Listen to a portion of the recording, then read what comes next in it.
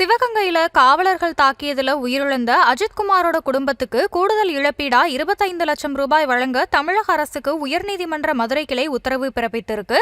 சிவகங்கை மாவட்டம் திருபுவனம் காவல் நிலைய எல்லைக்கு உட்பட்ட மடப்புரம் கோவில் காவலர் அஜித்குமார் போலீசார் தாக்கியதுல மரணமடைந்தாரு.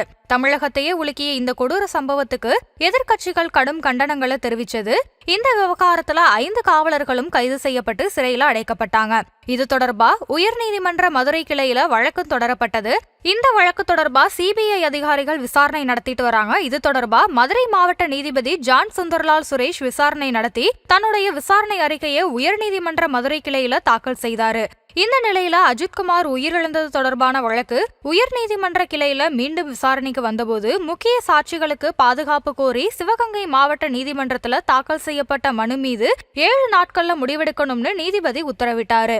அஜித்குமாரோட குடும்பத்துக்கு இடைக்கால இழப்பீடு போதுமானதே கிடையாது அப்படிங்கறதுனால கூடுதலா 25 லட்சம் வழங்கணும்னு விசாரணையின் போது காயமடைந்தவர்களுக்கு இழப்பீடு வழங்குவது குறித்து சிவகங்கை மாவட்ட நீதிமன்றம் முடிவு செய்து அரசுக்கு பரிந்துரைக்கணும்னு நீதிபதி உத்தரவிட்டாரு.